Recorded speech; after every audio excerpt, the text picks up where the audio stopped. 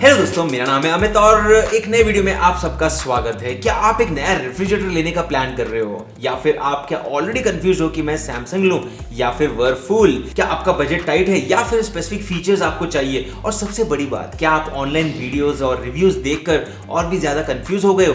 तो फिर आप एक बिल्कुल सही और राइट वीडियो के ऊपर आए हो। मुझे पता है एक फ्रिज 8 से 10 साल का इन्वेस्टमेंट होता है और अगर आपने गलत ले लिया तो फिर हर दिन रिग्रेट भी होता है। इसीलिए आज हम बात करने वाले हैं उन 5 गलतियों के बारे में जो लोग फ्रिज खरीदते वक्त अक्सर कर बैठते हैं। और ये वीडियो बिल्कुल स्पॉन्सर्ड नहीं है, मैं यहाँ किसी ब्रांड को प्रमोट करने के लिए यहाँ नहीं हूँ। जो जेन्युइनली अच्छा होगा मैं वही रिकमेंड करूंगा और उन सब प्रोडक्ट्स के बारे में जो भी डिटेल्ड में लिंक्स रहेंगे सारे के सारे मैं डिस्क्रिप्शन एरिया के अंदर दे दूंगा। और एक रिक्वेस्ट गाइस, नीचे कमेंट सेक्शन में लिखिए कि अभी आपका करंट फ्रिज कौन सा है और आप किस टाइप का फ्रिज ढूंढ रहे हैं। क्या पता शायद मैं भी आपके लिए सही ऑप्शन सजेस्ट कर सकूं। सबसे पहला और कॉमन मिस्टेक है फ्रिज का साइज गलत चुनना। बहुत लोग सिर्फ देखने में छोटा या फिर बहुत बड़ा फ्रिज उस हिसाब से डिसीजन ले लेते हैं, लेकिन सच ये है कि भाई 4 मेंबर की अगर आपकी फैमिली है तो आपके लिए 190 लीटर का फ्रिज थोड़ा सा छोटा पड़ सकता है। एटलीस्ट 250 से 300 लीटर का फ्रिज होना चाहिए। अब फ्रिज छोटा होगा तो आप लोग उसको ओवरस्टफ कर दोगे, ज्यादा से ज्यादा सामान भर दोगे जिससे कूलिंग खराब हो जाती है और फ्रिज अननेसेसरीली यहाँ पर ज्यादा बिल आपके लिए लेके आ जाएगा।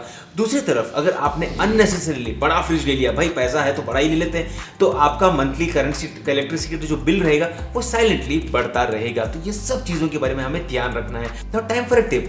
एक ओवरस्टफ फ्रिज में एयर फ्लो ब्लॉक हो जाता है जिसके चलते उसे नॉर्मल से 20 से 25% ज्यादा एनर्जी लगती है। अब चलिए बात करते हैं दूसरी मिस्टेक की, direct cool versus the Frost free का बीच का कंफ्यूजन।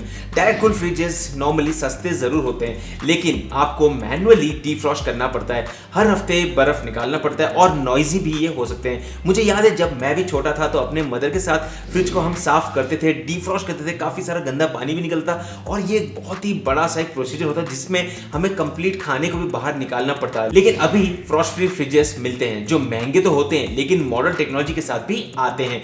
कूलिंग ज्यादा इवन भी होती है और बर्फ बिल्डअप बिल्कुल नहीं होता है और फूड भी ज्यादा फ्रेश रहता है। मैं यहाँ सजेस्ट करता हूँ कि आप अगर रेगुलर कुकिंग करते हैं तो कन्वीनियंस चाहते हैं तो फिर फ्रॉस्ट फ्री बेटर ऑप्शन आपके लिए रहेगा। And time for a tip, Frost free freezes के अंदर ऑटोमेटिकली एयर सर्कुलेशन होती है जो आपके फ्रूट्स और वेजिटेबल्स की शेल्फ लाइफ को भी डबल कर देती है। अब ये वीडियो बना के मैं बस एक ही चीज चाह रहा हूँ कि भाई आप कंफ्यूज ना हो। जब भी आप स्टोर में जाते हैं सेल्समैन आपको 5-10 अलग अलग मॉडल दे देंगे और आप कंफ्यूज हो जाएंगे, तो आपको क्लैरिटी मिले बिना किसी बायस के। इनफैक्ट वीडियो डिस्क्रिप्शन में कुछ इंटरेस्टिंग ऑप्शंस मैंने आपको सजेस्ट तो किए हैं और वहीं पर जाके भी आप उनको खरीदना चाहो तो खरीद सकते हो, but that's completely your choice. My job is to give you the right information. अब बात करते हैं तीसरी गलती की, दैट्स द स्टार रेटिंग। और इसको काफी लोग इग्नोर करते हैं। मैंने खुद देखा हुआ है कि भाई काफी लोग 2000 रुपए कम में 2 स्टार या 3 स्टार का फ्रिज ले लेते हैं, लेकिन उन्हें यह समझ में नहीं आता है कि भाई वो 2000 रुपए हर साल बिल में ज्यादा वो दे रहे होंगे। अगर आप 5 स्टार फ्रिज लेते हैं तो भाई आप 100 से 120 यूनिट ऑफ इलेक्ट्रिसिटी हर साल बचा लेते हैं, विच मीन्स अगर आप 7 रुपए के हिसाब से कैलकुलेशन भी करते हो तो 800 से 900 रुपए का सेविंग आपको वहीं पर वही हर साल मिल जाएगा। वेल गाइस, मैं आपके साथ हूं इस जर्नी में। मतलब मैं चाह रहा हूं कि भाई आप सिर्फ अपफ्रंट पर फोकस ना करें लेकिन लॉन्ग टर्म सेविंग्स के ऊपर भी थोड़ा सा फोकस करें और उसके ऊपर भी समझें।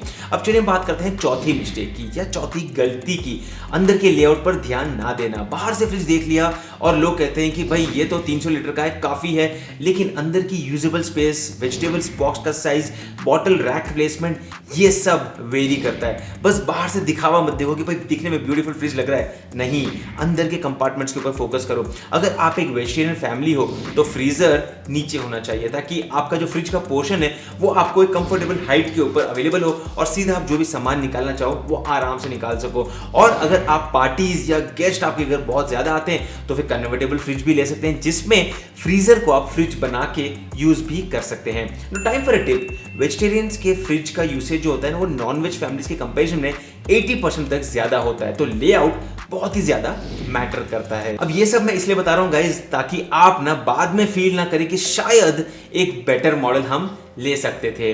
अब चलिए हम बात करते हैं पांचवी और सबसे बड़ी इमोशनल मिस्टेक की। सिर्फ ब्रांड या डिस्काउंट देखकर डिसीजन ना लीजिए। मैंने भी बहुत बार लाइफ में डिसीजन लिए थे कि डिस्काउंट भी मिल रहा है तो ले लेते हैं, लेकिन हर फेस्टिवल सेल में जो लोगों को कैशबैक, EMI, एक्सचेंज ऑफर्स मिलते हैं, बस वहां पर आपको वर्लपूल या LG देखकर डिसीजन ले लेते हैं। ये आपको नहीं करना चाहिए। लेकिन क्या आपने कभी उनके सर्विस सेंटर के बारे में कभी सोचा है? क्योंकि हो सकता है आप एक छोटे शहर में रहते हो, गांव में रहते हो और आपको पता ना हो, लेकिन कभी कभी क्या होता है कि छोटे मोटे ब्रांड जैसे कि हायर हो गए या फिर हाइसेंस हो गए, उनकी सर्विस सेंटर आपको बेटर मिल सकती है और कभी कभी वो आपको बेटर परफॉर्मेंस भी दे देते हैं। Time for a tip. आपको सुनकर एक शॉक लगेगा कि 70% फ्रिज के जो कंप्लेंट्स होते हैं ना, वो इंडिया में आफ्टर सेल सर्विस और डिले इन रिपेयर के ऊपर होते हैं, ना कि एक्चुअल प्रोडक्ट्स के ऊपर। मतलब प्रोडक्ट में कोई खामी नहीं है, ये प्रोडक्ट आपने खरीद लिया, इसमें कोई प्रॉब्लम नहीं है, बट नॉर्मली जो इश्यूज आते हैं वो सर्विस सेंटर को लेकर होते हैं कि भाई प्रोडक्ट के पार्ट्स नहीं मिल रहे हैं, कंप्लेन कर रहे हैं, कोई जवाब नहीं दे रहा है। तो मैं चाहता हूं कि आप एक इन्फॉर्म्ड बायर बन सकें,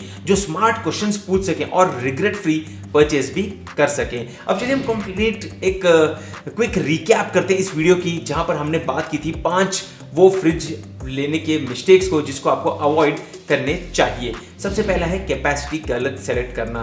तो छोटा हो या बड़ा फ्रिज है, वो आपको समझ के सोच के खरीदना चाहिए। कूलिंग टेक्नोलॉजी को बिना समझे डिसीजन मत लेना। डायरेक्ट कूलिंग लेनी है या फ्रॉस्ट फ्री, ये आप सोच लीजिएगा। स्टार रेटिंग को इग्नोर मत कीजिए, क्योंकि हो सकता है बाद में बिल में, इंस्टॉलमेंट्स में आपको वही पैसे वापस देने पड़े। लेकिन इलेक्ट्रिसिटी डिपार्टमेंट को लेआउट या फिर फीचर्स को ना देखना, मतलब इग्नोर मत करना। वेजिटेबल बॉक्स कितना बड़ा चाहिए, शेल्फ लाइफ कैसी चाहिए आपको, उसकी शेल्फ की डेप्थ कितनी है, फ्रीजर की पोजीशन क्या है, ये सब चीजों के ऊपर फोकस कीजिए और सिर्फ ब्रांड या ऑफर्स देखकर मत खरीदिए। दैट्स माय 5th पॉइंट, क्योंकि यहां पर बिना सर्विस के अगर आप सोचे खरीद लोगे तो आपका नुकसान हो सकता है। मैं उम्मीद करता हूं कि ये वीडियो आपकी कंफ्यूजन को कम करेगा और आप एक सही प्रोडक्ट चूज करेंगे बिना किसी पुश या बायस के। और अगर आपको ये ऑनेस्ट गाइड पसंद आया है तो वीडियो को लाइक जरूर कीजिए। मुझे कमेंट सेक्शन में जरूर बताइए कि भाई आपके फ्रिज का एक्सपीरियंस कैसा है और क्या आपने कभी कोई गलती की है जो दूसरों को नहीं करनी चाहिए। दैट्स इट दोस्तों, मेरा नाम है अमित और मैं आपसे मिलता हूं हमारे अगले वीडियो में। तब तक के लिए गुड बाय।